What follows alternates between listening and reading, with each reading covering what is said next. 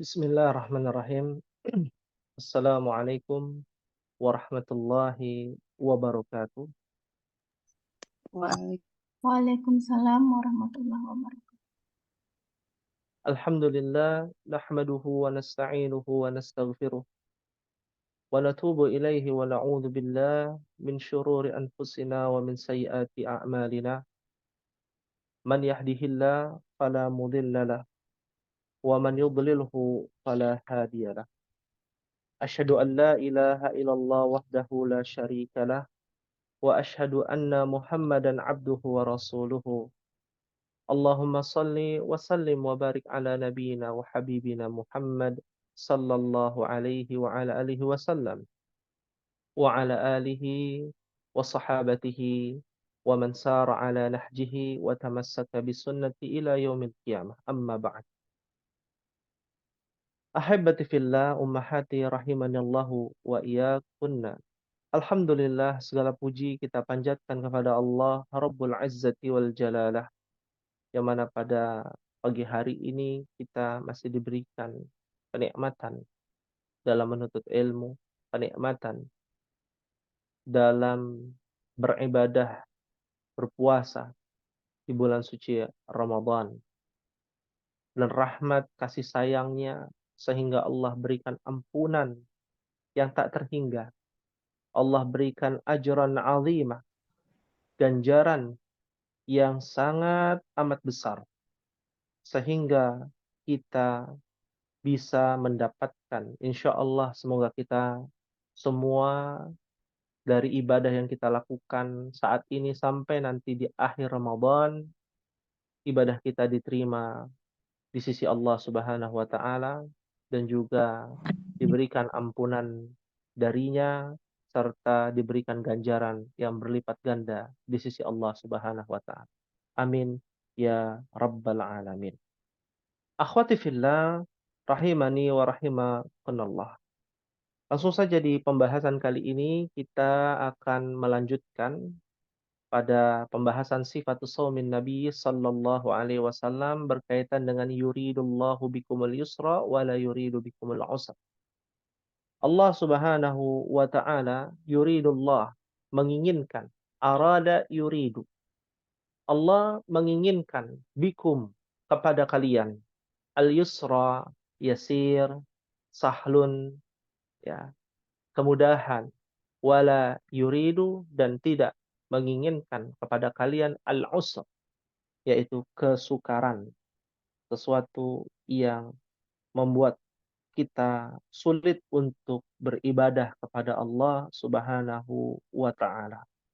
Maka pada kesempatan yang berbahagia ini, tentunya apa yang kita rasakan, perjuangan ummahat mungkin melaksanakan kegiatan-kegiatan ibadah-ibadah di bulan suci Ramadan, tentunya secara tidak langsung butuh perjuangan, butuh pengorbanan. Capek dan letihnya menurut Allah adalah kita mampu untuk melaksanakannya. Dan Allah tidak akan membebani seorang hamba kecuali sesuai dengan kemampuannya di dalam beribadah kepada Allah Subhanahu wa taala. Maka hendaknya kita memahami ternyata ada kemudahan-kemudahan bagi siapa saja yang diberikan uzur, diberikan keringanan oleh Allah Subhanahu wa taala. Siapa saja itu? Maka kita akan bahas di sini. Yang diberikan uzur untuk tidak berpuasa. Kita katakan untuk tidak berpuasa, bukan dilarang untuk berpuasa ya. Jadi boleh untuk membatalkan puasanya ya. Siapa saja? Yang pertama adalah al-musafir. Ya. Saya ingin bertanya kepada kelas DAL ya, kelas D. Ya, apa artinya al-musafir? Ummahati fillah, ada Ibu Dede yang paling rajin nih di kelas D. Ada Ummu Adlan, Ibu Dewi Anom, ya, Ibu Handayani, ya. ada banyak ya, ya. Ibu Vina, apa yang Ummahat ketahui tentang al-musafir? Apa itu musafir? Orang Orang-orang yang melakukan perjalanan perjalanan perjalanan, Apa? orang yang traveler, perjalanan kan Ustaz. Orang Melakukan yang melakukan perjalanan. Perjalanan apa? Mungkin kurang sedikit ya kalimatnya. Perjalanan apa? perjalanan yang jauh dan mungkin agak memberatkan seperti itu. Ya, baik. Terima kasih. Masya Allah, tabarakallah. Al-musafir dari kata safara yusafiru. Musafaratan. Ya. Artinya adalah seseorang yang berpergian jauh. Ya. Berpergian jauh, jauhnya jaraknya seperti apa, jaraknya berapa kilo, sebagian para ulama berbeda pendapat, ada yang 40 kilo, ada yang 80 kilo. Maka yang rajih dalam hal ini, agar kita tidak simpang siur ya, karena setiap orang berbeda-beda. Ada yang 40 kilo dianggap jauh, ada yang 10 kilo dianggap jauh. Ya, tergantung dengan apa dia berkendara, dengan susah payah atau tidak. Ya, maka kita mengambil dari ilmu fikih ini ya yang rajih dalam hal ini adalah al-'adah, mengikuti kebiasaan. Kebiasaan orang berbeda-beda.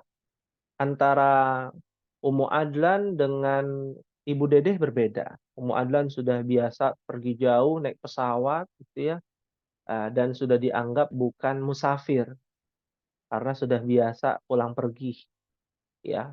Berbeda dengan Ibu Dede, dari Bogor pergi ke eh, Bekasi saja sudah dianggap musafir karena tidak pernah pergi jauh dan memberatkan dirinya, apalagi menggunakan kendaraan ya sepeda motor misalkan, ya traffic yang cukup macet, ya jalanan yang rusak dan lain sebagainya, perlu berjam-jam, ya zaman dulu apalagi gitu ya.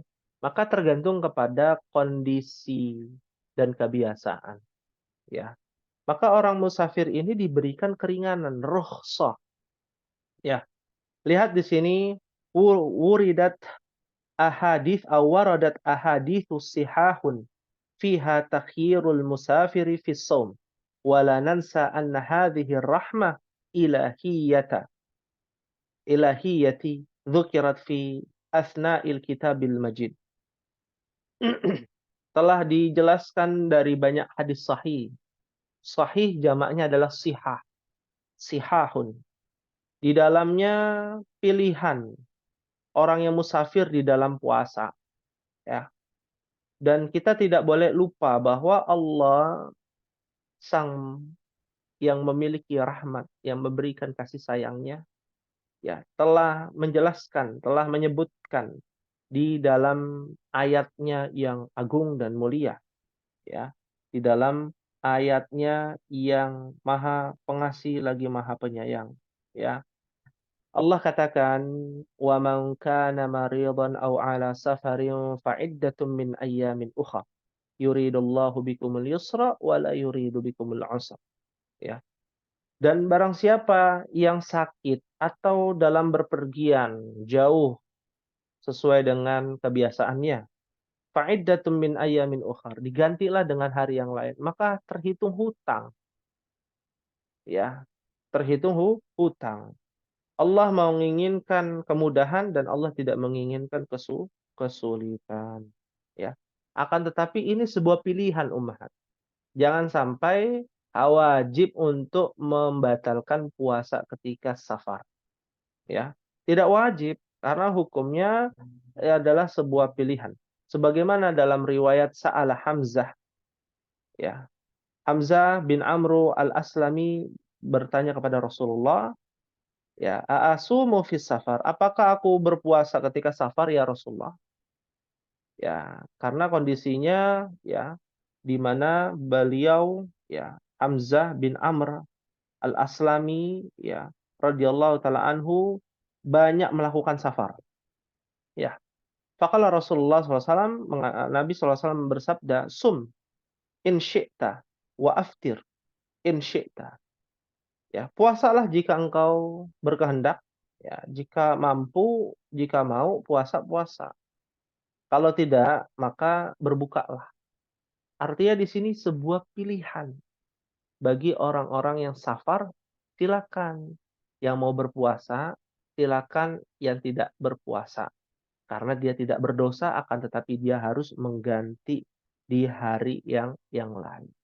Ya, ini perhatian kepada ummahati fillah rahimakumullah bagi siapa saja yang bersafar. Tapi mana yang lebih utama? Yang lebih utama melihat kondisi, kembali kepada melihat kondisi. Jika tidak memungkinkan untuk berpuasa ketika safar dan dampaknya sakit, dampaknya akhirnya sampai kampung halaman tidak bisa berpuasa berhari-hari, ya, mudaratnya lebih besar, maka lebih baik ia membatalkan. Sebagai rukhsah, yang ia ambil adalah rukhsah, yaitu keringanan. Ahibati fillah rahimakumullah, kita akan lanjutkan berikutnya. Ya, ini pembahasannya panjang, akan tetapi kita lanjutkan beberapa hadis yang akan kita bahas. Ya, yang kedua adalah al-marid.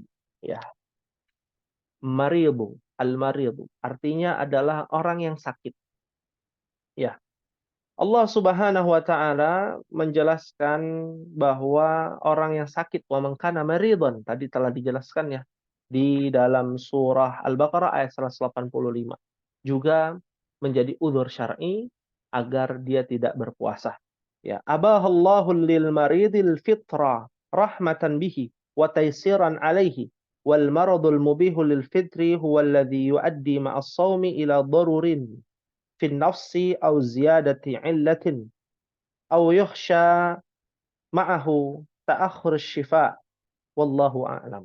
Ya, mu'alif rahimahullah ta'ala mengatakan, ya abahallah, ya Allah Subhanahu wa ta'ala memberikan, ya, membolehkan, ya, bagi orang yang sakit untuk berbuka sebagai rahmat darinya dan kemudahan bagi orang yang sakit tersebut.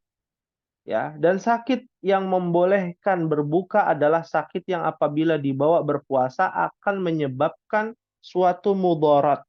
Di sini ada kata darurin, ya, dalam kondisi darurat yang dapat memudaratkan, ya, fin nafsi, jiwanya, atau tambah sakit, penyakitnya tambah parah, atau dikhawatirkan, ditakutkan, ya, terlambat kesembuhannya. Ya, jadi bukan sakit sariawan gitu ya, yang tidak membahayakan atau sakit kepala sebelah dan lain sebagainya, tapi sakit yang membahayakan. Bagaimana dengan sakit hati? Ya tergantung. Jika sakit hati membuat ia depresi, membuat ia organ tubuhnya semakin banyak yang sakit, ya karena dampak pikiran batin, maka dia disunnahkan atau menjadi rukhsah, ya membatalkan puasanya. Nah, ini menjadi perhatian buat kita bagi orang yang sakit, ya. Lalu berikutnya adalah haid wan nufasa, ya. Orang yang haid dan orang-orang yang nifas, para wanita, ya, terutama untuk para wanita. Ajma'a ahlul ilmi annal haidha wan nufasa la yahillu lahum as-shaum. Ya. Nah, dalam hal ini orang yang haid dan nifas, ya, para ulama bersepakat, para ahli ilmu, ya, tidak dihalalkan berpuasa, haram. Ya, haram untuk berpuasa. Nah, ini sering terjadi. Ya, sering terjadi pertanyaan-pertanyaan muncul setiap tahun, bagaimana jika ketahuan haidnya setelah azan maghrib. Ya, maka ditinjau dari kesengajaan atau tidak. Jika ia sengaja tidak melihat kondisinya sedang haid atau tidak, ya, tapi dia rasakan keluar darah haid, tapi ia tidak enggan untuk memeriksa sampai datangnya azan maghrib. Maka ini unsur kesengajaan. Maka puasanya tidak sah. Wajib untuk mengqadha. Akan tetapi tanpa ada kesengajaan, ya ternyata ba'da maghrib baru diperiksa ternyata qadarullah wa masyafa'al, ya keluar darah haid. Entah kapan keluarnya ba'da maghrib atau qabla maghrib, maka dalam hal ini karena unsur ketidaksengajaan, ya puasanya sah atas izin Allah Subhanahu wa taala. Karena sesuatu yang tanpa kesengajaan, ya itu diberikan uzur syar'i, ya. Begitu pula orang yang nifas 40 hari. Semua para ulama di antaranya Imam Syafi'i rahimahullahu taala menjelaskan bahwa batas wanita nifas itu 40 hari, ya, sampai ia bersih. Lebih dari 40 hari, ya jika masih keluar darah segar, maka itu adalah darah istihadhah, hendaknya ia tetap melaksanakan ya salat dan juga puasa jika pada saat itu waktunya puasa Ramadan, ya. Ahibbati fillah rahimakumullah. Lalu berikutnya yang harus kita ketahui adalah asy-syaikhul kabir wal fani wal mar'atul ajuz. Ya. Artinya adalah kakek dan nenek yang sudah lanjut usia. Ya, seperti apa?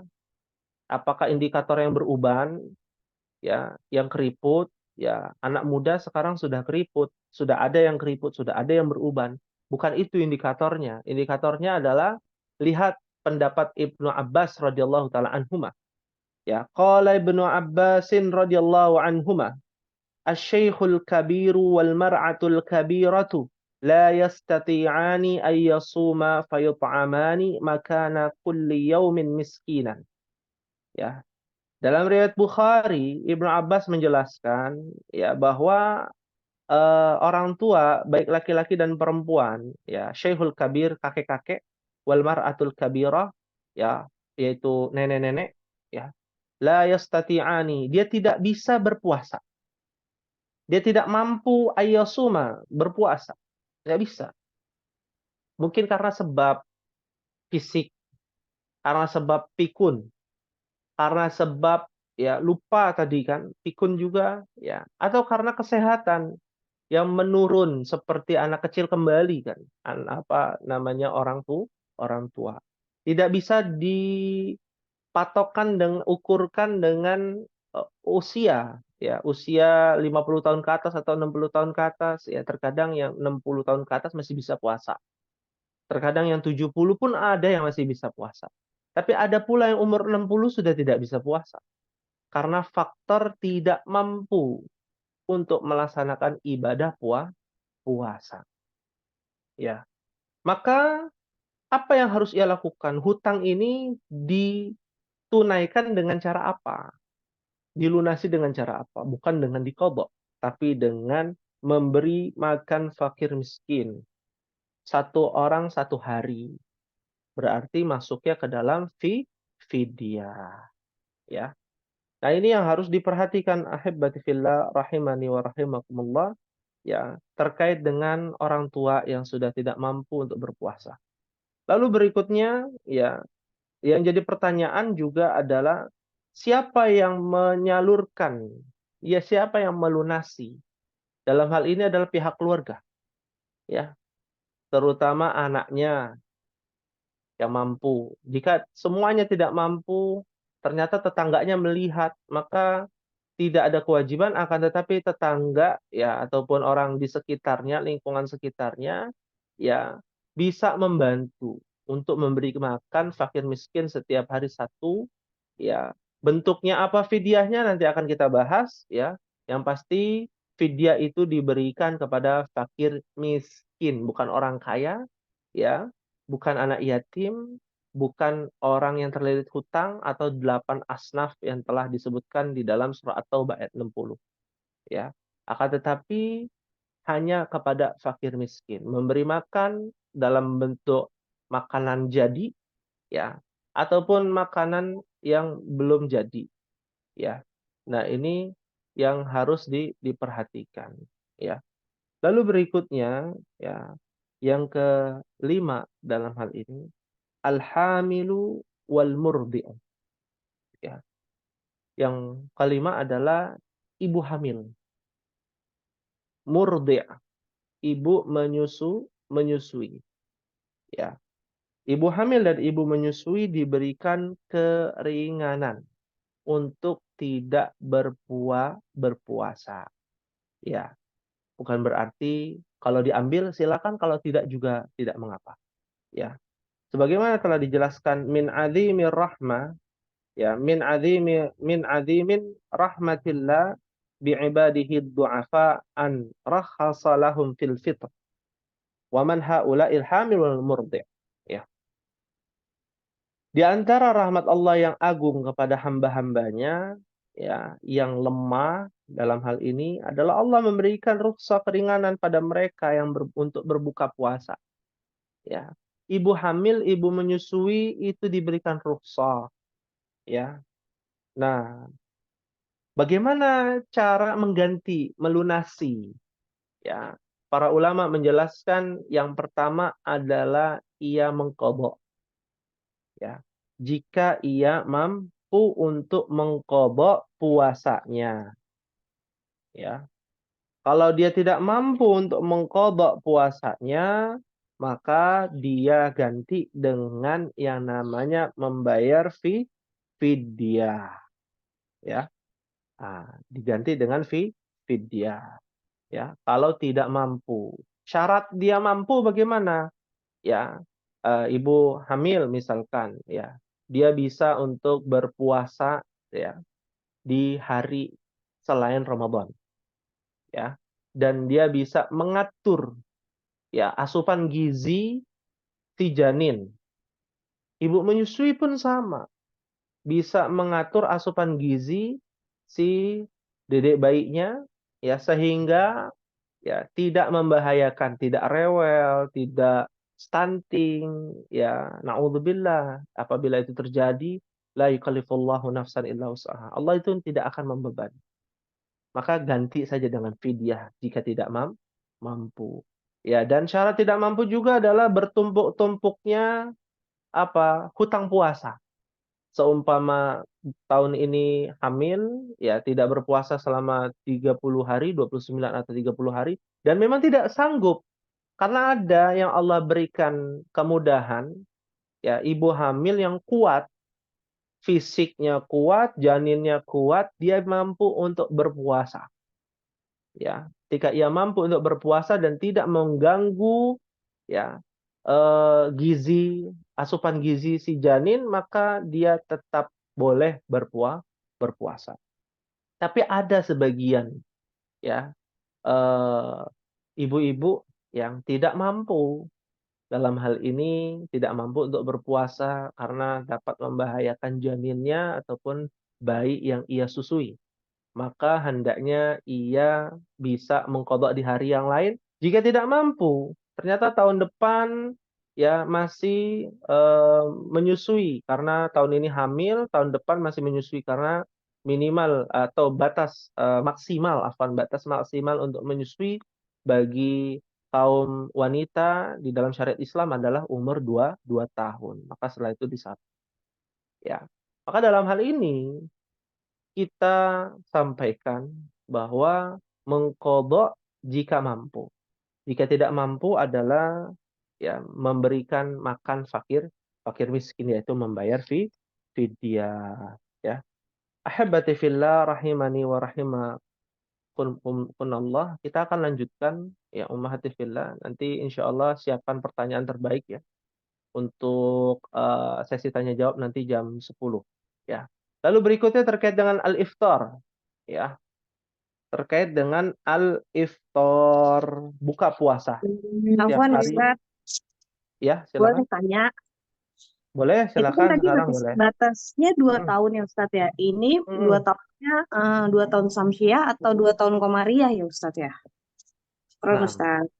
ya, afwan. Nah, ya.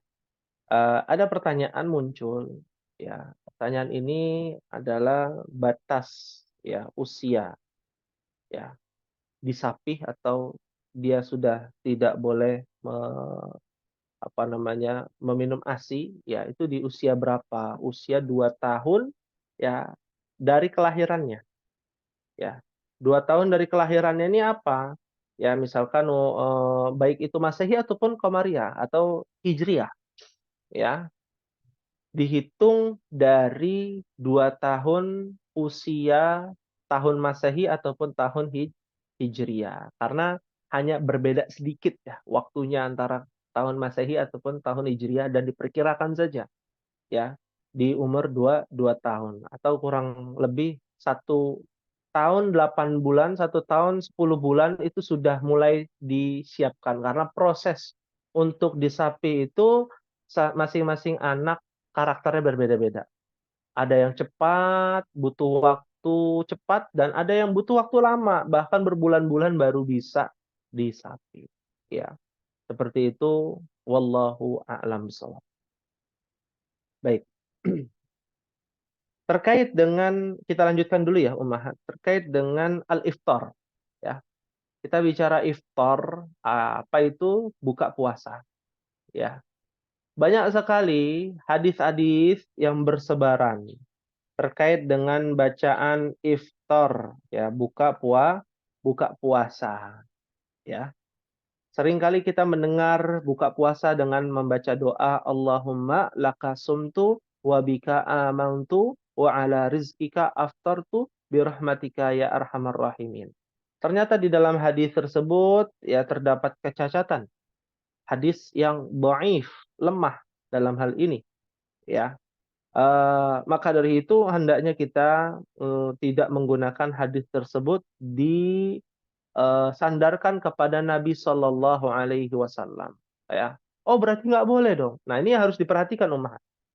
Ya, perkara ibadah yang dianjurkan oleh Nabi Shallallahu Alaihi Wasallam maka wajib untuk dilakukan. Ya, bagian dari mengikuti sunnah Rasulullah Shallallahu Alaihi Wasallam. Bagaimana dengan hadis dhaif yang belum tentu redaksinya sama seperti itu, meskipun artinya bagus, maka harus dibedakan antara hadis dhaif dengan hadis hasan ataupun sahih. Hadis dhaif tidak bisa kita gunakan. Ya, yang bisa kita gunakan dalam hadis dhaif itu tidak boleh menyandarkan kepada Nabi Shallallahu Alaihi Wasallam. Umpama ketika azan maghrib, ya, lalu kita berbuka puasa, lalu kita membaca Allahumma lakasumtu sampai akhir. Lalu kita yakini bahwa ini bukan dari Nabi. Karena hadisnya dhaif. Tapi kalimatnya betul, bagus. Ya, Allahumma lakasumtu. Ya Allah, aku berpuasa untukmu. Ya. Wa bika amantu, dan aku beriman kepadamu. Wa ala rizkika aftartu, dari rizkimu lah aku berbuka. Birahmatika ya arhamar rahimin. Engkaulah yang memberikan rahmat kasih sayangmu. Wahai yang maha pemberi rahmat. Kalimatnya indah. Tapi ternyata hadisnya dhaif. Ya. Kalau diamalkan boleh, tapi tidak boleh disandarkan kepada Nabi Sallallahu Alaihi Wasallam. Yang boleh disandarkan kepada Nabi hanyalah hadis hasan ataupun hadis sahih. Maka kita harus pelajari hadisnya apa. Oh, hadisnya dhaif, jangan disandarkan kepada Nabi. Boleh tidak diucapkan kalimatnya. Jika kalimatnya tidak mengandung kesyirikan, boleh. Selama tidak boleh disandarkan kepada Nabi Sallallahu Alaihi Wasallam. Maka yang prioritas adalah yang disandarkan kepada Nabi. Hadis apa itu? Ada sebuah hadis di mana hadis ini juga hadis dhaif ternyata. Ya, ketika membaca bismillah, Nabi ketika makan baca bismillah, lalu memakan beberapa kurma, lalu Nabi membaca doa, "Dhahabadh dhama'u wa batallatil 'uruqu wa thabatal ajru insyaallah." Ya. "Dhahabadh dhama'u", telah hilang rasa dahaga. "Wa batallatil 'uruqu", urat-urat telah basah. "Wa thabatal ajru insyaallah", dan telah tetap pahala insyaallah. Ya, hadis ini hadis dhaif juga.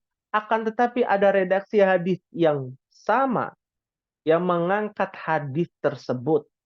Nah, ini kalau dalam ilmu mustalahul hadis adalah pengangkatan hadis yang dhaif menjadi hadis hasan. Karena ada redaksi hadis yang lain, ada riwayat hadis yang lain yang sama dengan riwayat hadis yang dijelaskan dari doa zahabadh dhama'u. Ya, maka kita harus katakan dengan sejujurnya bahwa memang hadis tersebut awalnya dhaif, lalu diangkat karena hadis yang begitu banyak, ya, dari hadis-hadis yang lain yang sama versinya dengan riwayat yang berbeda sehingga diangkatlah ya derajat hadis tersebut menjadi hadis hasan, dan itu dibaca setelah memakan ataupun meminum ketika berbuka, setelah berbuka. Ya, dengan tata cara ketika azan dikumandangkan, menjawab azan setelah azan, ya, atau ketika sedang azan kita memakan ataupun meminum membaca bismillah. Lalu setelah itu kita memakan apa? Nah, lihat di sini. Kana Rasulullah sallallahu alaihi wasallam yahuddu 'alal fitri bitamr, dengan kurma. Ya. Nabi Shallallahu alaihi wasallam ya memulai berbuka itu dengan apa? Yang namanya kurma, ya. Bukan yang lain, tapi sunnahnya kurma. Oh, berarti kalau bukan kurma nggak boleh dong? Bukan nggak boleh. Ini di antara bentuk kecintaan kita kepada Nabi SAW, diusahakan ada kurma. Kecuali kondisi darurat, misalkan di perjalanan nggak ada kurma, ya, dan lain sebagainya. Fa'illam yajid, apabila nggak ditemukan, ya, fa'alal ma, ya, maka gunakanlah Nabi SAW melakukan berbuka itu dengan air, ya, meminum air, ya. Nah, ini yang dilakukan Nabi Shallallahu Alaihi Wasallam. Apa yang dilakukan Nabi pasti mendapatkan pahala di sisi Allah Subhanahu Wa Taala. Tapi yang repot adalah apa yang dilakukan Nabi ternyata itu bukan dilakukan Nabi. Kita mengklaim itu sunnahnya Nabi, ternyata itu bukan sunnahnya Nabi. Contoh, berbukalah dengan yang manis-manis, ya. Ya, bukan, ini kurang tepat. Yang betul berbukalah dengan kurma, air dan kurma. Kan kurma manis, iya, tapi tidak semua yang manis-manis, tidak semua yang manis-manis itu kurma, ya. Jangan sampai dipelintir akhirnya menggunakan kalimat berbukalah dengan yang manis-manis. Ada es buah, ada sop buah, ada sirup, ya, dan lain sebagainya, ada gula dan lain sebagainya. Nah, ini yang harus diluruskan dalam masalah berbuka puasa, ya. Ahibati fillah, rahimani wa rahimakumullah, ya. Lalu di sini ada it'amu shaim, ya. It'amu shaimin. Artinya adalah eh, memberi makan orang yang berpuasa. Nah, memberi makan orang yang berpuasa ini adalah perkara yang luar biasa, ya, terutama pada orang wanita yang sedang haid, nifas, yang sedang sakit, yang diberikan rukhsah. Ingatlah, ada sebuah hadis dari Nabi Shallallahu Alaihi Wasallam. Ya, Nabi SAW bersabda, "Man fattara sha'iman, kana lahu mithlu ajrihi ghaira annahu la yunkisu min ajri sha'imi syai'a." Ya, barang siapa yang memberi makan atau memberi bukaan orang yang berpuasa akan mendapatkan pahala seperti pahalanya orang yang berpuasa tanpa mengurangi pahalanya orang yang berpuasa sedikit pun. Si A memberi makan, si A berpuasa, lalu memberi bukaan kepada si B yang sedang berpuasa. Maka si A akan mendapatkan pahala puasa double. Ya, dan tidak mengurangi sedikit pun pahalanya si B. Kan luar biasa. Ya, ini keutamaan yang luar biasa. Ya, ini dalam riwayat Ahmad. Ya, di dalam riwayat Muslim, ya, juga telah dijelaskan, ya, bahwasanya kita diperintahkan untuk memberi makan fakir miskin, ya, ketika sedang berbuka puasa, ya. Bahkan orang yang memberi makan fakir miskin, memberi makan orang bukaan, dan orang yang berbuka puasa dari bukaan yang diberikan oleh orang lain yang berpuasa, itu disunahkan untuk membaca doa Allahumma at'im man at'aman. Ya Allah, berikanlah ia makanan dari apa yang ia berikan makanan. Waski man saqani, dan berikan minum dari apa yang dia berikan minum kepadaku. Ya, ini doa Allahumma ighfir lahum warhamhum wa barik fima razaqtahum. Ya. Ini doanya orang yang diberi makan bukaan puasa. Ya. Lihat ya redaksinya di bagian ba dan jim ya. Ya. Allahumma at'im man at'amani waski man saqani. Allahumma ighfir lahum, ya Allah ampunilah mereka. Warhamhum, rahmatilah mereka. Wa barik fima razaqtahum. Ya Allah, berikanlah keberkahan ya dari apa-apa yang Allah berikan rizki ya kepada mereka, sehingga mereka memberikan rizki yang Allah berikan kepada orang-orang yang berbuka puasa. Ahibati fillah, rahimani wa rahimakumullah. Maka ini sungguh mulia. Perkara-perkara seorang mukmin yang harus ditanamkan pada kita. Ya, berbagi takjil juga boleh termasuk. Berbagi takjil, pahalanya juga dapat. Ya, meskipun takjil artinya adalah mempercepat berbuka. Yang sahih dalam hal ini adalah berbagi iftar. Ya, berbagi iftar. Karena di negara kita, ya, berbuka puasa dibagi menjadi dua, yaitu takjil ketika kita berbuka puasa, ya azan dikumandangkan, azan maghrib dikumandangkan. Yang kedua ba'da maghrib, ya makan besar atau ba'da tarawih, ya yang itu semua juga disebut dengan iftar, berbuka. Ya ini yang harus dipahami. Akhwati fillah rahimani Allahu wa iyyakunna. Berikutnya adalah mufsidatus shaum, ya. Yang merusak puasa itu apa saja, ya. Lalu dia batalkan, ya. Dia wajib mengganti ya di hari yang lain. Ya. Yang pertama adalah al-aklu wasyarabu muta'ammidan. Ya. Makan dan minum dengan sengaja, ya. Bukan atas ketidaksengajaan, ya. Allah Jalla wa Ala mengatakan wa kulu washrabu hatta yatabayyana lakumul khaytul abyadu minal khaytil aswadi minal fajr thumma atimus siyama ilal lail. Makanlah dan minumlah sampai ya ada penjelasan kepada kalian, ya ada garis putih dari garis hitam, yaitu waktu azan subuh, ya dari waktu fajar. Tsumma atimmu, maka sempurnakan puasa kalian sampai malam. Ya, pergantian hari itu di matahari terbenam di dalam kalender Hijriah, yaitu di waktu maghrib. Maka sempurnakan sampai maghrib. Ya. Kalau lupa bagaimana? Lihat hadis Nabi Shallallahu Alaihi Wasallam. Saya coba untuk menggaris bawahi ya hadis Nabi Shallallahu Alaihi Wasallam. Ya, di sini ya. Ya.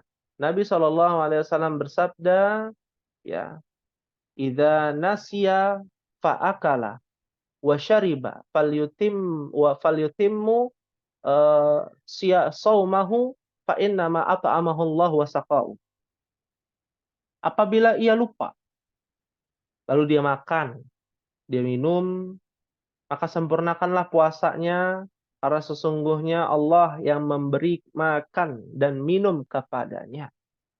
Ini juga menjadi motivasi bagi kita atas ketidaksengajaan ya.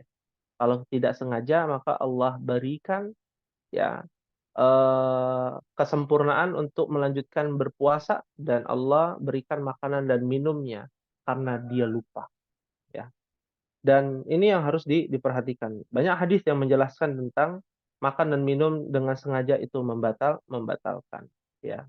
Lalu berikutnya ya yang harus kita pahami ya adalah ta'ammudul qai'i ya, ta'ammudul qai'i ya. Artinya adalah muntah dengan sengaja. Ya, muntah dengan sengaja itu membatalkan. Ya. Berbeda dengan muntah dengan tidak sengaja. Ya, misalkan apa? misalkan mabuk darat ya, mabuk laut ya, dan lain sebagainya. Maka ini muntah dengan sengaja membatalkan. Hadisnya apa? Nabi SAW bersabda, "Man dzara'ahul qa'yu falaysa 'alaihi qada wa man istaqa'u falyaqdi." Ya. Nabi mengatakan barang siapa yang terpaksa muntah ya, terpaksa muntah, maka tidak wajib baginya untuk mengqadha puasanya. Ya. Dan barang siapa muntah dengan sengaja, maka wajib baginya mengqadha puasanya. Artinya orang yang terpaksa muntah ya, berangkat mudik ke kampung halaman, ke seberang pulau misalkan. Naik pesawat atau naik perahu, naik kapal laut, ternyata mabuk laut. Terpaksa dia muntah. Dia tidak wajib baginya untuk mengqadha puasanya. Artinya apa? Tidak batal. Ya. Tapi ketika disengaja, ya dia colok-colok bagian lak-lakan atau bagian tenggorokan gitu ya, mulutnya sampai dia keluar ya muntahannya, maka dia wajib baginya mengqadha puasanya. Begitu pula orang yang makan dan minum dengan sengaja ya, membatalkan puasanya, maka dia wajib mengqadha puasanya. Ya, berikutnya adalah haid wan nifas ya. Orang yang haid dan wanita yang haid dan juga wanita yang nifas ya. Apa yang sudah kita jelaskan tadi ya, menjadi rukhsah bagi orang yang haid dan nifas untuk membatalkan puasanya dan mengqadha, wajib mengqadha ya, bukan membayar fidyah. Lalu berikutnya, ahibati fillah rahimanallahu wa iyyakunna, al-huqanu ghadhaiyatu. Ya, al-huqanu ghadhaiyah, suntikan. Suntikan atau infusan yang mengandung makanan. Ya, mengandung energi, bertenaga ketika dia diinfus, ya. Seperti infusan yang di rumah sakit ya, atau menambah vitamin, menambah antibodi dan lain sebagainya, itu juga membatalkan. Karena maksudnya adalah biqasdi taqdhiyah, dengan sebab menambah energi meskipun tidak masuk ke kerongkongan. Sifatnya menambah energi, transfusi darah misalkan, ya, dan lain sebagainya, itu membatalkan. Yang kelima adalah al-jima'u, ya. Artinya adalah berhubungan badan antara suami istri. Dengan definisi fikihnya adalah dukhulu syai' ila syai'in akhar. Kalau bercumbu rayu tidak membatalkan. Ya. Kontak fisik kepada suami istri tidak membatalkan. Yang membatalkan adalah kontak fisik sampai dalam tahap, sampai kepada tahap dukhulu syai'in ila syai'in akhar. Masuknya sesuatu ke sesuatu yang lainnya.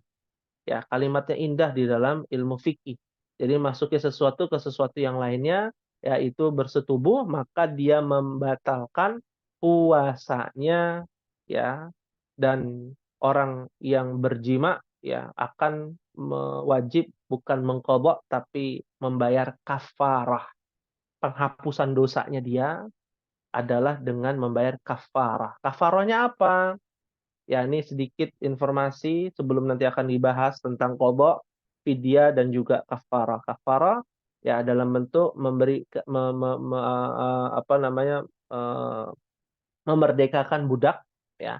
Jika tidak ada budak, maka puasa ya syahraini mutatabi'ain. 2 bulan atau 60 hari berturut-turut. Ya, tidak boleh putus. Atau kalau tidak bisa juga ya, maka nanti akan kita bahas secara detail lagi. Kafarahnya adalah sitina miskinan. Memberi makan fakir miskin 60 fakir miskin. Ya, 60 fakir miskin yang wajib ia bayarkan. Baik itu secara dicicil, ya enggak langsung 60, 10 hari dulu, 10 orang dulu, 10 orang dulu ya. ya itu tidak mengapa. Ya, akan tetapi Imam Syaukani rahimahullahu taala menjelaskan, ya, mengatakan al-jima'u la khilaf fi annahu yubtilus siyam idza wuqi'a min 'amidin. Amma idza waqa'a 'ala nisyan fa ba'd ahli al-ilmi al-haqqahu biman akala aw syariba nasyan. Ya. Semua sepakat. Para ulama sepakat jima dengan sengaja, tidak ada perbedaan pendapat, ya, bahwa hal tersebut membatalkan puasa. Adapun jika jima yang terjadi karena lupa, nah ini agak susah ya kalau kita memberikan uzur lupa jima di bulan Ramadan di siang hari. Kalau di puasa sunnah mungkin bisa lupa, ya. Tapi apa mungkin bisa lupa berhubungan badan di siang hari saat bulan suci Ramadan dan saat ia berpuasa? Anggaplah memang ada yang seperti itu ya. Ya. Maka apa kata para ulama? Idza waqa'a 'ala nisyan, apabila terjadi lupa, dia nggak sengaja lupa, ya. Maka sebagian para ulama, sebagian ya, kita katakan sebagian. Kalau sebagian mungkin ada yang mengatakan dia tetap wajib kafarah, tapi ada juga yang dikatakan oleh beliau Imam Syaukani, ya sama seperti orang yang makan dan minum lupa. Ya, itu tandanya adalah rahmat dari Allah, ya. Kasih bonus dari Allah Subhanahu wa taala.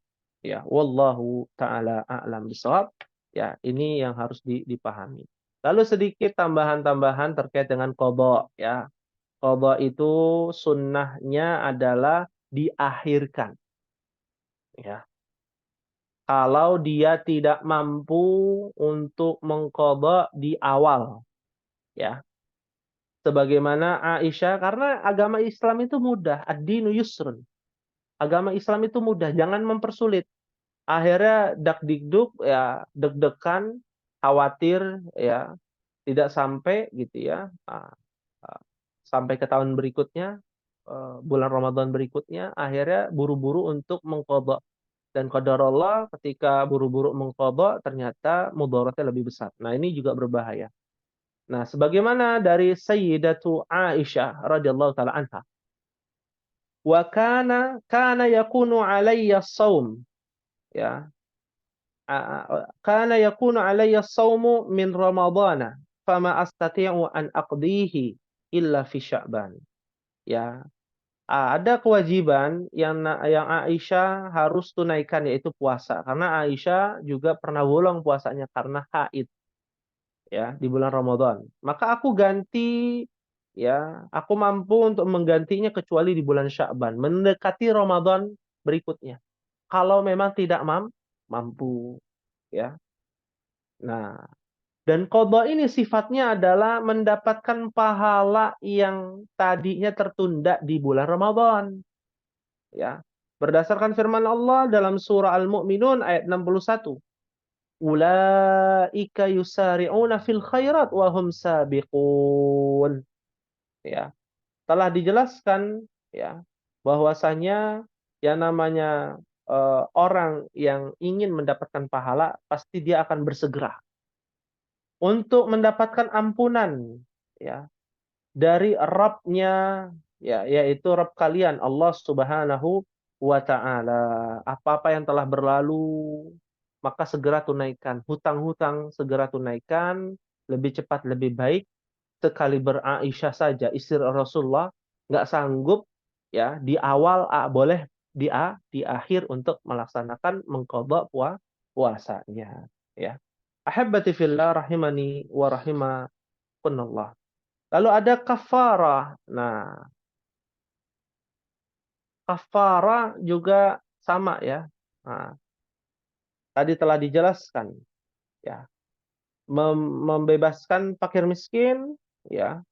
Lalu puasa berturut-turut 2 bulan berturut-turut jika tidak mampu memerdekakan fakir miskin. Fa'in lam yastati fa'it'amu sittina miskinan. Nggak mampu, kasih makan fakir miskin 60 orang. Dan kasih makan yang layak sesuai dengan apa yang kita makan. Jika ternyata yang kita makan setiap harinya adalah nasi yang harga 15.000, ya, atau nasi Padang yang harga 20.000, maka kita berikan 60 orang sesuai dengan apa yang kita makan. Jangan sampai downgrade. Sama seperti fidyah, ya. Itu dapat mengurangi pahala dalam menunaikan kafarah, ya, ataupun membayar fidyah, ya. Wallahu a'lam bishawab terkait dengan kafarah. Lalu berikutnya al-fidyah, ya. Al-hamilu wal murdi'u idza khafata 'ala nafsihima aw waladayhima aftarata wa at'amata kulla yawmin miskinan. Ibu hamil dan ibu menyusui apabila dia takut, khawatir kepada jiwanya, dirinya, kepada anaknya, maka dia berbuka lalu dia beri makan fakir miskin setiap harinya sesuai dengan hutang puasanya, ya. Begitu pula dijelaskan mahsusatan, ya, bisyaikhil kabir, kakek-kakek tidak mampu, wal mar'atil ajuz, ya, nenek-nenek, wal marid alladzi la yashfi, ya, ya, orang sakit yang tidak bisa sembuh, gagal ginjal, ya, diabetes kronis, ya, ataupun penyakit-penyakit berbahaya, kanker stadium akhir yang tidak mampu untuk berpuasa, ya, harus cuci darah, gagal ginjal harus cuci darah seminggu 2 kali, ya, susah untuk mengganti, ya, maka dia boleh, ya. Dan ibu hamil dan ibu menyusui ataupun double, ibu hamil dan menyusui, sudah hamil menyusui pula, menyusui bayinya, ya. Nah, ini yang harus diperhatikan terkait dengan membayar fidyah. Apakah fidyah boleh diberikan dalam bentuk mentah? Boleh. Tapi harus dipahami, yang namanya fidyah diberikan dalam bentuk mentah itu yang bisa dimakan. Apakah dengan memberi beras saja cukup? Tentu tidak. Ya, dia harus memberikan beras, ya. Lalu dia berikan lauk pauknya, ya. Atau kita olah sendiri lalu kita berikan. Nah, bukan ditakar sesuai dengan biaya, ya, biaya rupiah. Misalkan kan beras 15.000, ya, beli kasih 2 liter. Beras harganya 30.000. Itu kan sama saja dengan nasi kotak. Harga 30.000 misalkan.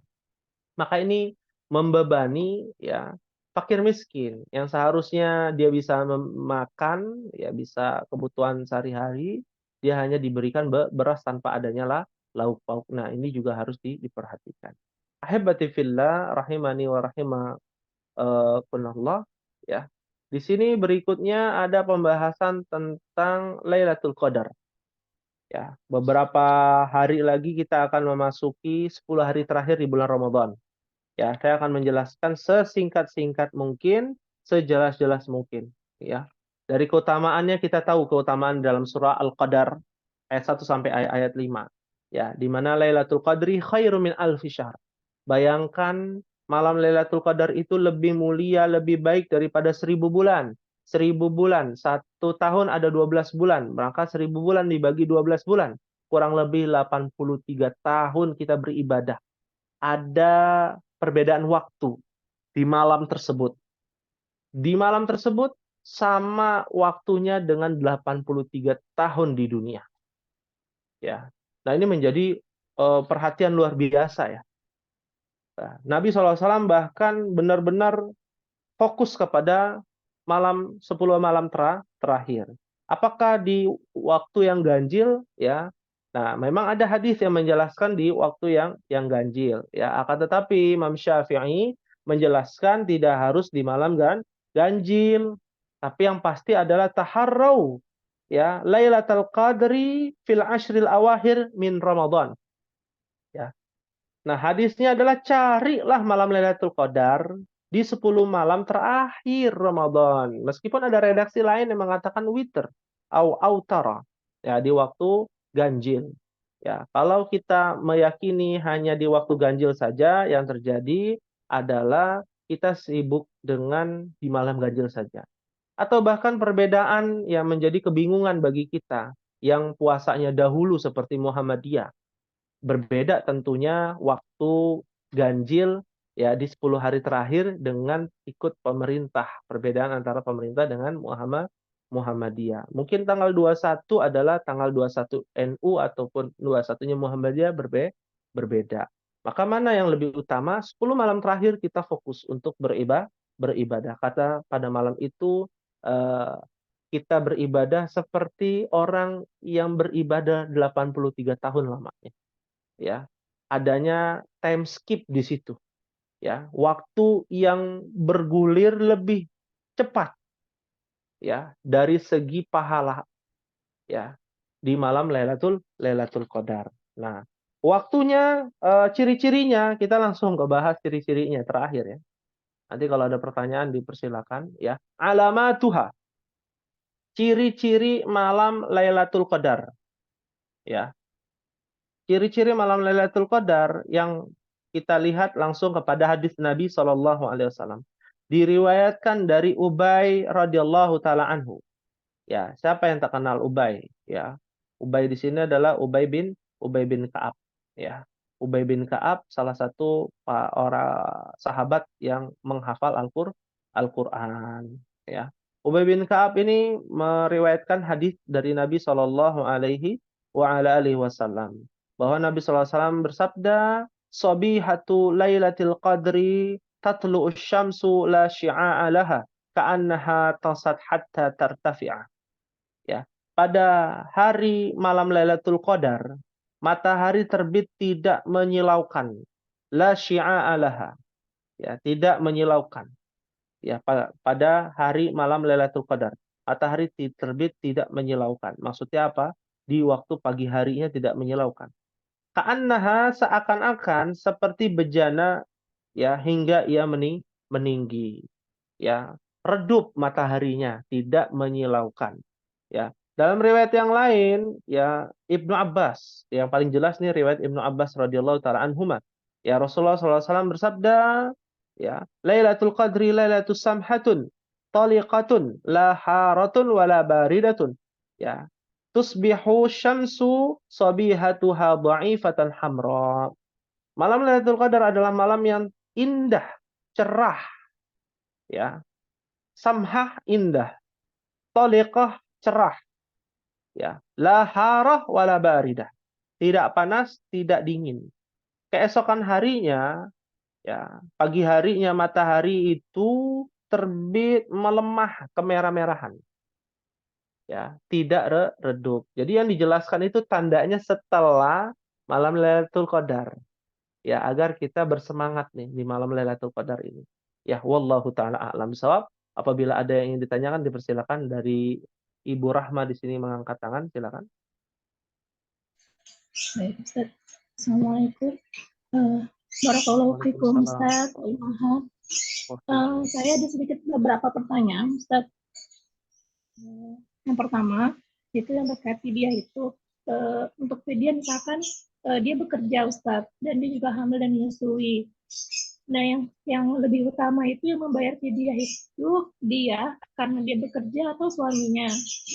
Nah, terus yang kedua, tadi yang Ustaz jelaskan terkait doa untuk berbuka puasa itu jika tidak disandarkan atas Nabi Muhammad SAW itu tidak mengapa, itu saya masih bingung, Ustaz. Jadi sebenarnya yang sahih itu yang zahabat mau atau yang nawa itu sama godin itu yang nawa itu sama doa berbuka puasa itu. Terus yang ketiga, Ustaz, ini kan dalam tarbiyah untuk anak-anak gitu ya, Ustaz ya. Kalau perempuan kan memang lebih afdolnya di rumah. Nah, kalau misalnya anak kan punya anak perempuan, udah kelas 6 SD. Jadi kami berdua sholat berjamaah gitu untuk sholat tarawih dan sholat isyanya. Kemudian di tengah-tengah itu kami saling bertukar imam gitu, Ustaz. Karena pengen tahu gitu kan bacaan anak kayak gimana, saling mengkoreksi seperti itu. Itu boleh apa tidak? Seperti itu, Ustaz. Terima kasih, Anak Ustaz. sendiri atau di pesantren? Anaknya saya masih di sini, Ustaz, masih kelas 6 SD di rumah. Sholatnya di rumah? Iya, sholatnya di rumah. Ya, baik. Terima kasih. Baik, Ustaz. Pertanyaannya banyak ya, Masya Allah. Ya, baik. Jazakallahu khair, Ustaz. Wa jazakillah khairan. Nah, Ya, nanti mohon diinfokan lagi ya kalau saya lupa pertanyaannya. Pertanyaan yang pertama yang terkait dengan fidyah ya. Siapa yang bertanggung jawab dalam hal ini ya? Istrinya bekerja ya, hamil dan juga menyusui. Suaminya juga bekerja ya. Dia tidak berpuasa bukan karena pekerjaan, tapi karena hamil wal murdi ya. Hamil dan juga menyusui misalkan atau karena hamil gitu ya di antara keduanya ya. Maka siapa yang harus menunaikan? Dirinya sendiri. Dirinya sendiri dalam hal ini adalah seorang wanita istri. Ya, seorang istri wajib menunaikan. Ya.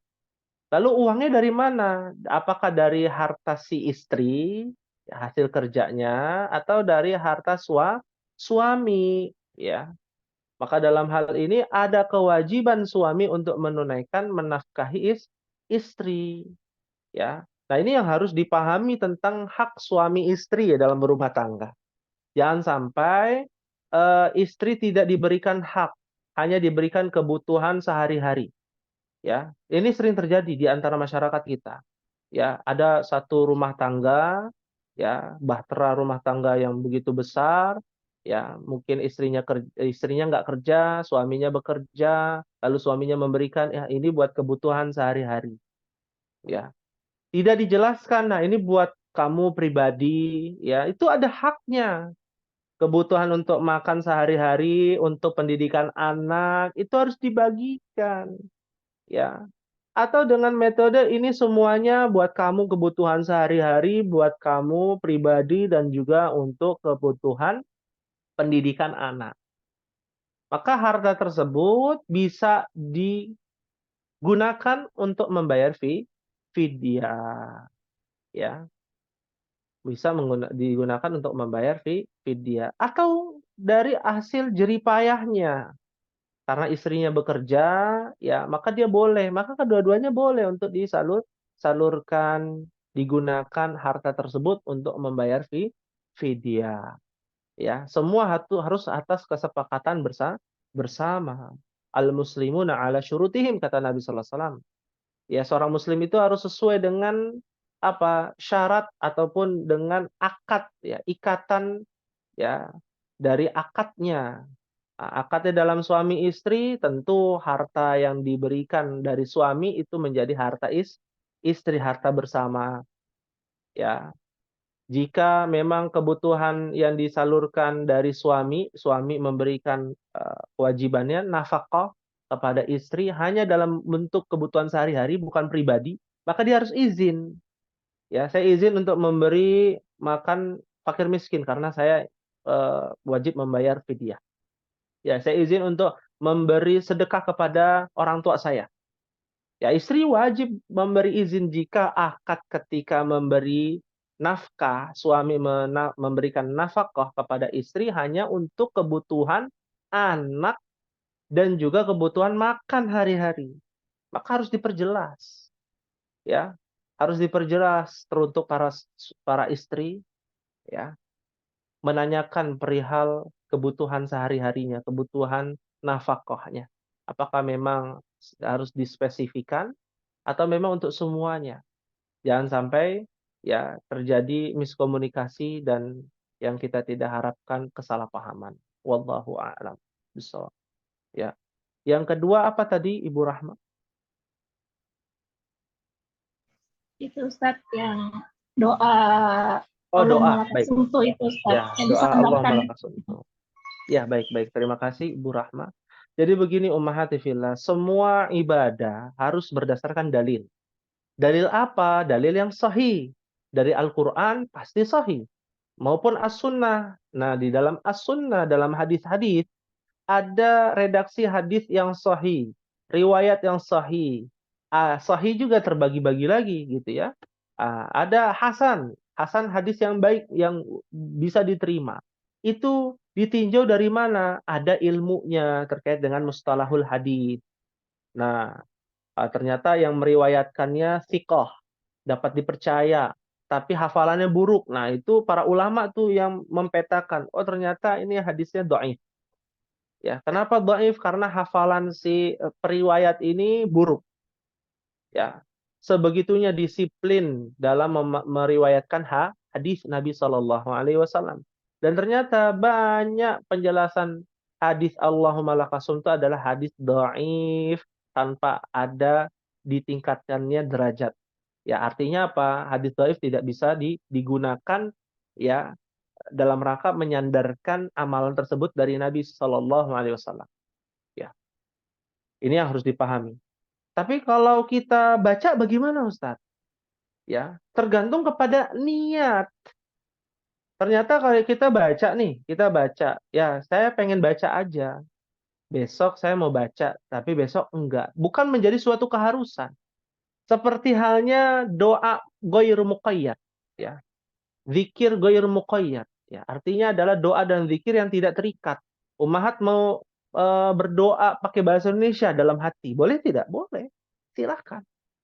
Ummahat mau baca doa ya yang ummahat inginkan yang tidak berbau kesyirikan tentunya. Mau pakai bahasa Indonesia, bahasa Jawa, bahasa daerah masing-masing. Boleh tidak? Boleh, silakan. Tapi tidak boleh menyandarkan doa tersebut kepada Nabi. Ini dari Nabi loh. Jadi ada suatu amalan yang pahalanya tuh ya terikat dengan Nabi Shallallahu Alaihi Wasallam. Nah ini nggak boleh. Nah doa Allahumma lakasum tuh sebagian para ulama lebih baik ditinggalkan.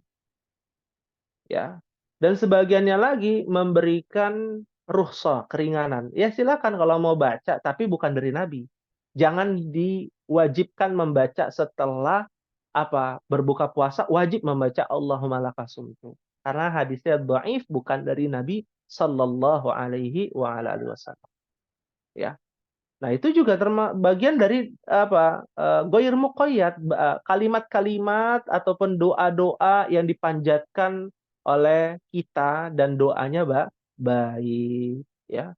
Doa-doa yang baik kita panjatkan sendiri, kita buat sendiri pakai bahasa Arab, pakai bahasa Indonesia, boleh tidak boleh, tapi tidak boleh disandarkan kepada Nabi. Cukup kita amalkan sendiri ya. Kalau dan bukan menjadi suatu keharusan bahwa itu adalah amalan yang harus dilakukan ba'da iftar ketika berbuka puasa. Ya, kalau berbuka puasa harus baca Allahumma lakasum. Nah, ini nggak ada tuntunan dari Nabi. Yang ada tuntunannya adalah zahaba dhama'u wa batalatil uruq wa sabatal ajru insyaallah ya. Wallahu taala a'lam bissawab.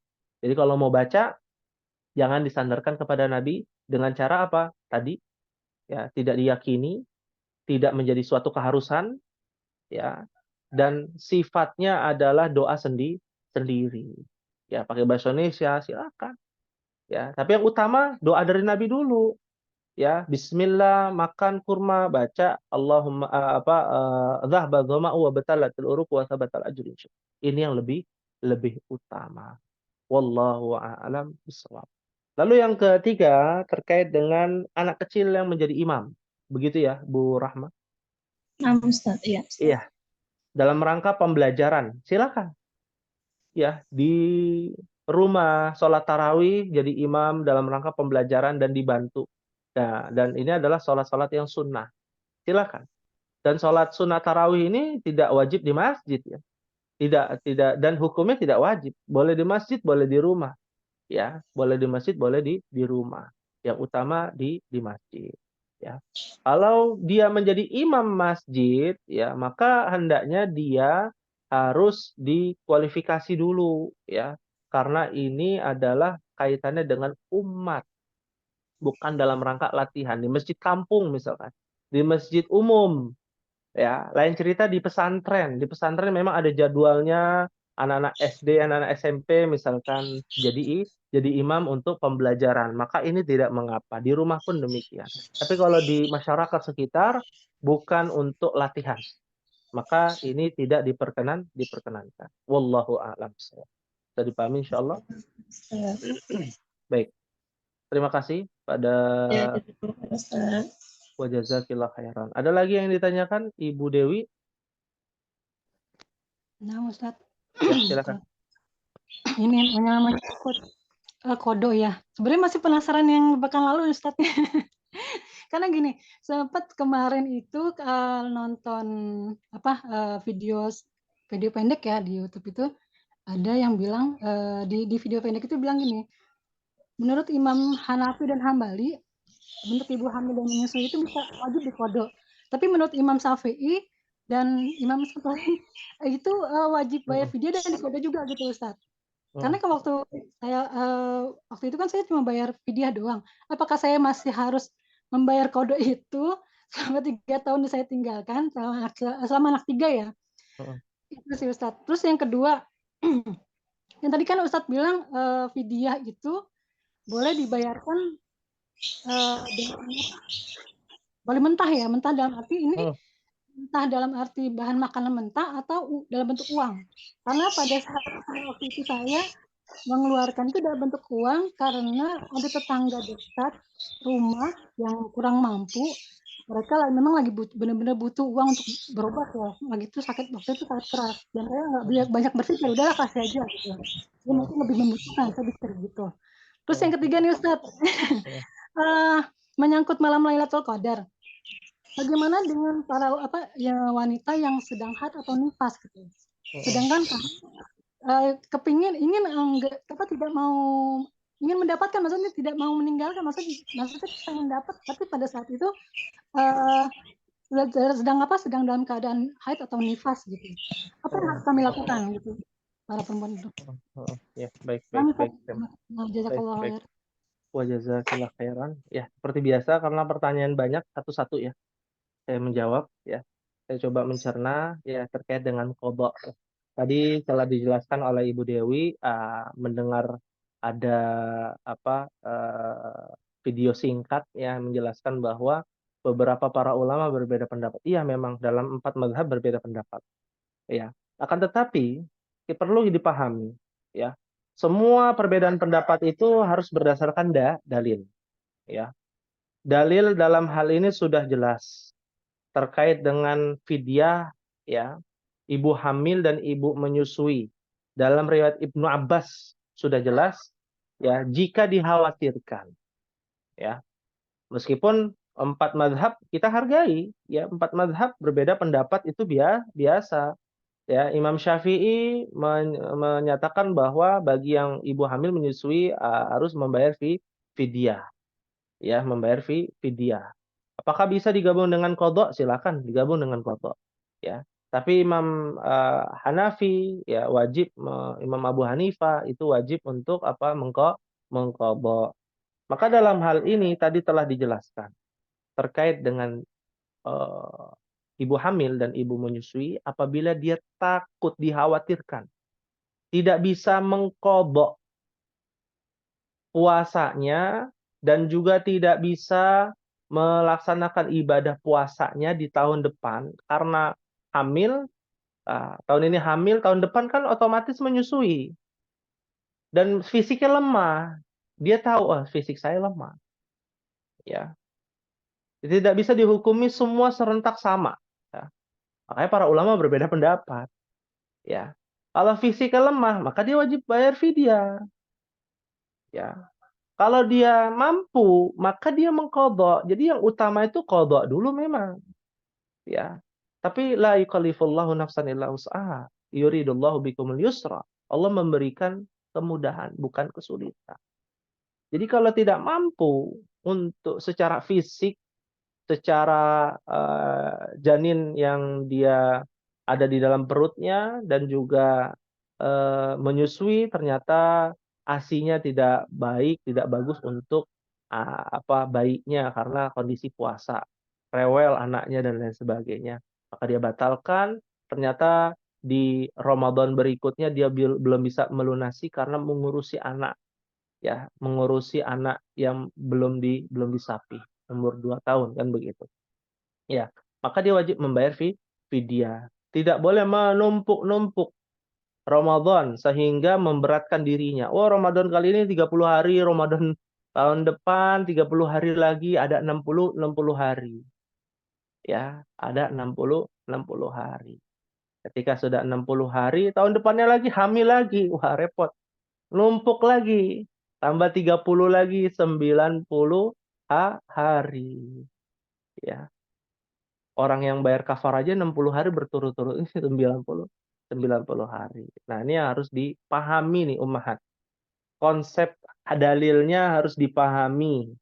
Kalau dia dikhawatirkan tidak mampu untuk berpuasa, mengqadha puasanya, maka gantilah dengan bayar fidyah. Ya, wallahu a'lam. Yang kedua, ya apakah boleh fidyah menggunakan uang? Sama halnya zakat fitrah, zakat fitri menggunakan uang. Para ulama berbeda pendapat. Namun yang rajih, wallahu a'lam bishawab, yang dalam hal ini lebih eh, berhati-hati, ya, lebih berhati-hati, tetap sesuai dengan konteks hadis.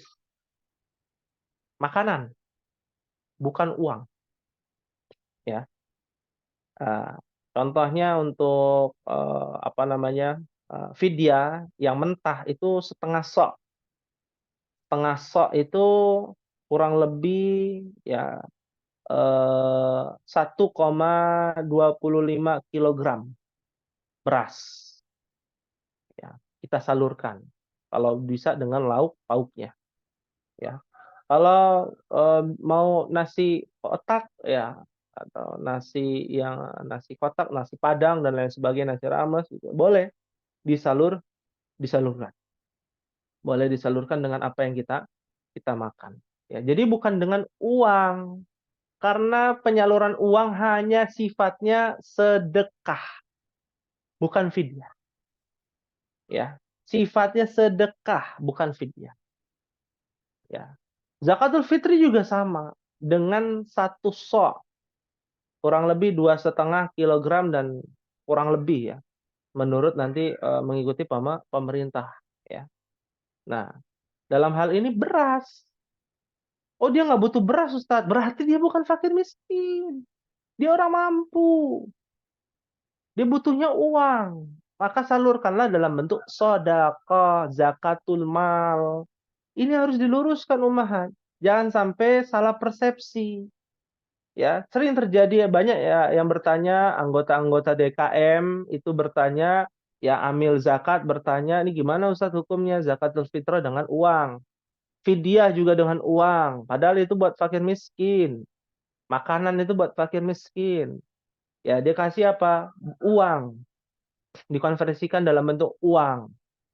Ya, kira-kira boleh tidak? Ya, maka yang rajih dalam hal ini adalah tetap dalam bentuk makanan pokok. Oh, dia nggak butuh beras, Ustadz. Dia nggak butuh beras. Semua di sini udah pada cukup beras di daerah sini. Maka tandanya di daerah kita, di daerah bapak dan ibu ternyata tidak membutuhkan beras. Berarti mereka bukan fakir miskin. Ya, orang yang mampu. Karena syarat orang yang tidak mampu adalah tidak mampu untuk kebutuhan makannya. Ya, kebutuhan makannya. Dia nggak sanggup untuk beli makan. Ya, lapar dan lain sebagainya. Ya. Nah, ini yang harus dipahami. Ya. Wallahu a'lam bishawab. Yang ketiga apa terakhir Ibu Dewi? Menyangkut malam Lailatul Qadar, Malam Lailatul Qadar. perempuan yang dalam keadaan pada saat itu lagi nifas atau haid gitu. Baik. Perhatikan ummahati fillah. Memang ada hadis yang menjelaskan, man qama lailatul qadri imanan wa ihtisaban ghufira lahu ma taqaddama min dzambi.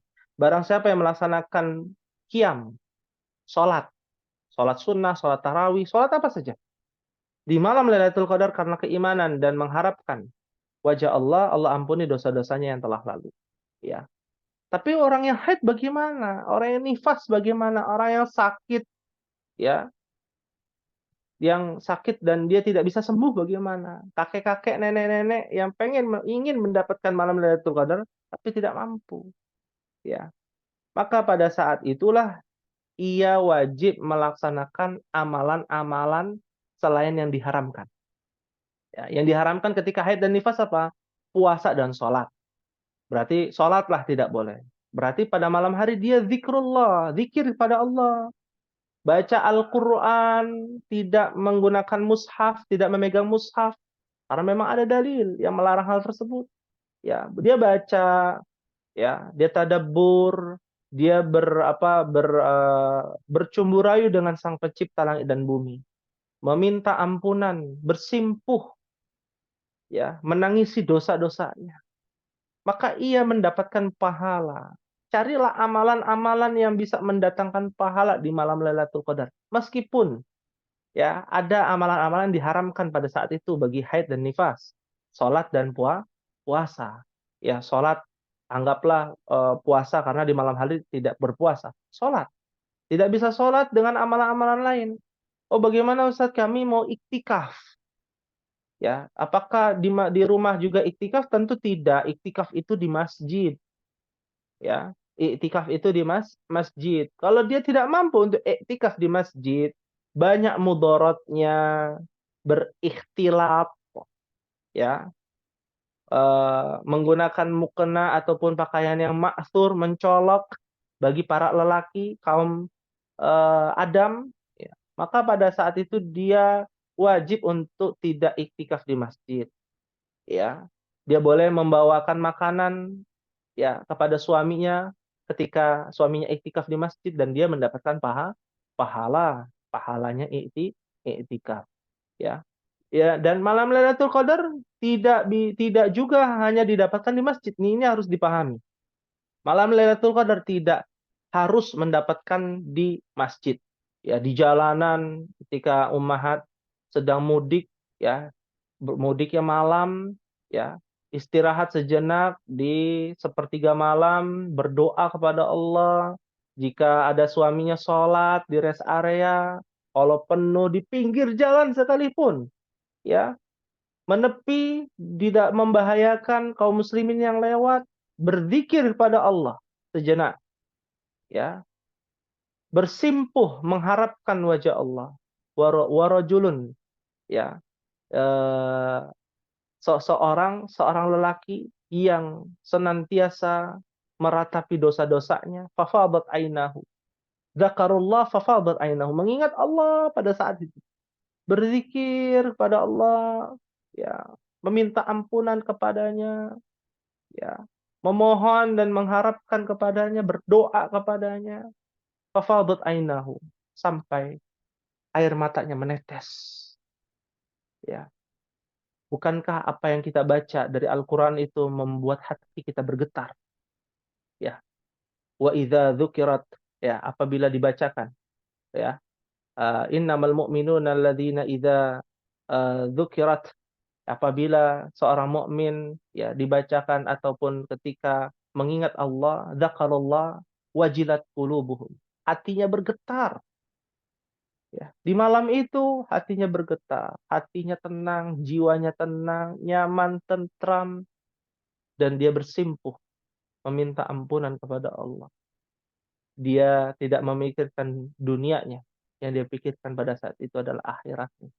Meskipun dia sedang haid, meskipun ia sedang nifas, meskipun ia tidak bisa sholat dan puasa, tapi ia bisa melakukan amalan-amalan lainnya yang berpahala di sisi Allah.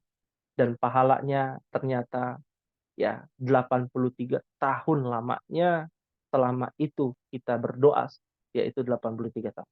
Dan ada doa yang dipanjatkan oleh Nabi SAW, Allahumma innaka afun tuhibbul afwa fa'fu anna. Ya, Allahumma innaka afun tuhibbul afwa fa'fu anni. Dalam riwayat yang lain, ya Allah, engkaulah yang maha pemberi maaf.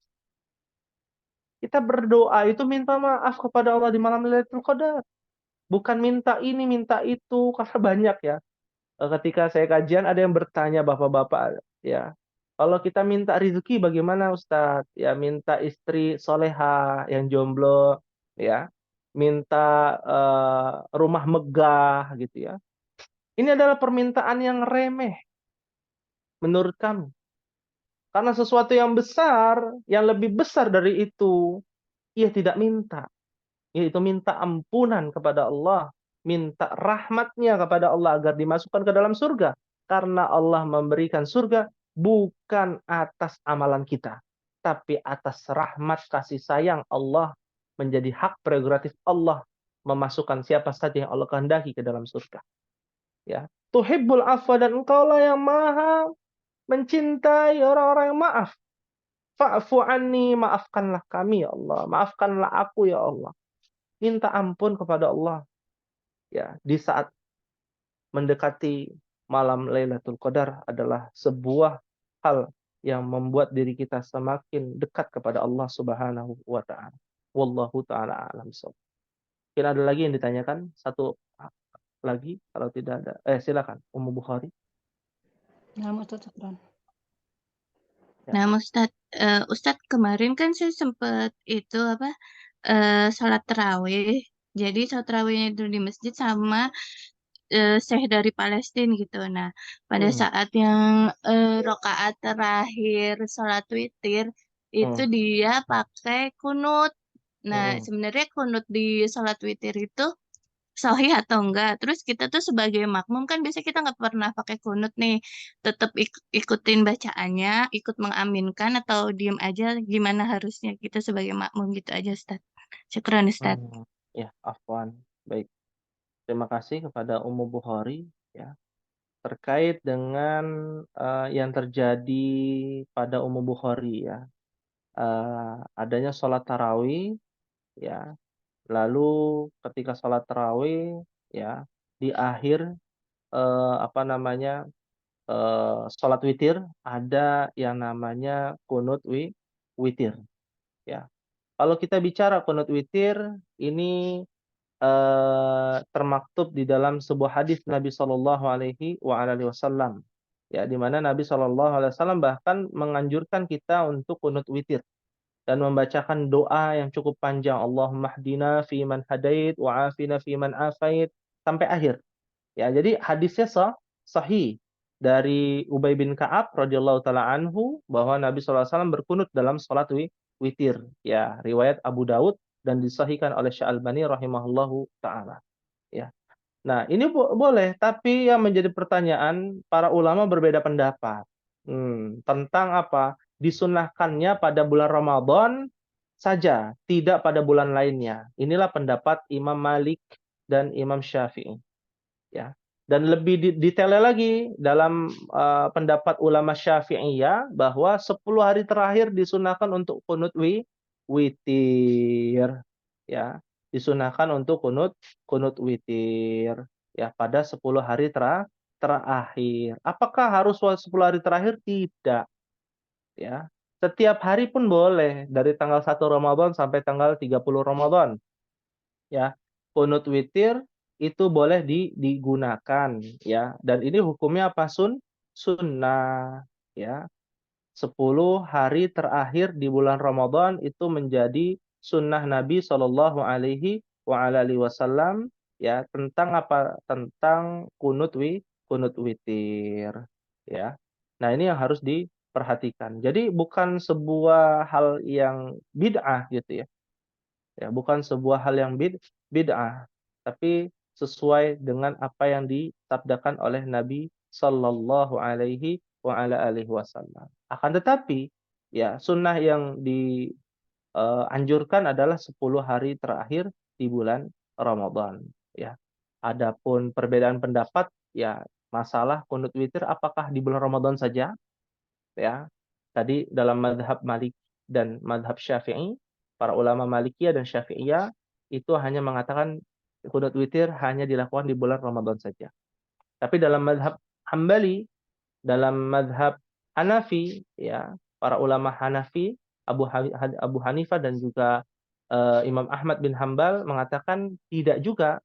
Ya, selain Ramadan juga boleh ketika qiyamul lail, ummahat ya mencoba untuk kunut witir, dan itu adalah sunnah Nabi SAW yang bisa kita lakukan untuk berdoa kepada Allah Subhanahu Wa Taala ketika sholat. Wallahu taala a'lam shawab. Baik, karena waktunya habis, ya, mungkin ini dulu yang bisa disampaikan pada pertemuan pagi menjelang siang hari ini. Ya, mohon kepada ummahat sekalian untuk bisa bersungguh-sungguh di 10 hari terakhir nanti, dan insyaallah taala bila ummahat bersedia ya pekan depan kita akan sekali lagi ya kajian terkait dengan Ramadan ya. Ada beberapa hal yang ingin dijelaskan terkait dengan 10 hari terakhir di bulan Ramadan. Amalan-amalan apa saja yang bisa kita lakukan di 10 hari terakhir di bulan Ramadan insyaallahu taala. Insyaallah 4 pertemuan bila memungkinkan.